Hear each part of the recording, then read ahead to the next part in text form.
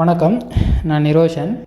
நிறைய பேர் கேட்பாங்க, யாழ்ப்பாணத்தில் பொரியரிசி மாண்டு இருக்குது, நல்ல சத்துமாண்டு, அதை எப்படி செய்கிறது, நல்ல கருப்பாக இருக்குமாண்டு.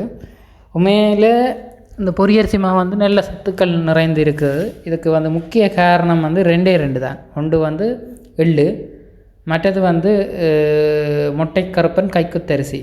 அப்போ அந்த ரெண்டு ஆக்களும் என்னென்னா உண்மையில் ஒரு கருந்திணை, கருஞ்சீரகம், கருப்பு கவுனி, மற்றது கருப்பு எள்ளு, கருப்பு உளுந்து அண்டு கருப்பில் சத்துக்கள் மிகுந்த இது. அதே மாதிரி தான் கருப்பு எள்ளு விளக்கி இருக்கிறோம். அந்த விளக்கின எள்ளாகவும் கொடுக்குறோம் நாங்கள் சத்து மாக்களுத்துகள் செய்கிறதுக்கு. இப்போ நாங்கள் பொரிய அரிசி மாவாகவும் செய்து கொடுக்குறது. இது தேத்தண்ணி குடிக்கிற நேரங்களில், காலை உணவாக, சின்ன பிள்ளைகளுக்கு, பெரியாக்களுக்கு யாருமே பயன்படுத்தலாம். நல்ல சத்துக்கள் மிகுந்த ஒரு உணவு. ஒரு 2 உருண்டை தேத்தனியோட சாப்பிட்டா காணும், அவ்வளோ சத்துக்கள் இருக்குது. அதோட வயிறும் நல்ல போசனையாக இருக்கும். அதேமாதிரி மொட்டைக்கருப்பன், இப்போ அரிசியை பார்த்தாலே தெரியும், கருப்பு அரிசி மாதிரி இருக்கும். மொட்டை கருப்பன் கைக்குத்தரிசின்றது இதுதான்.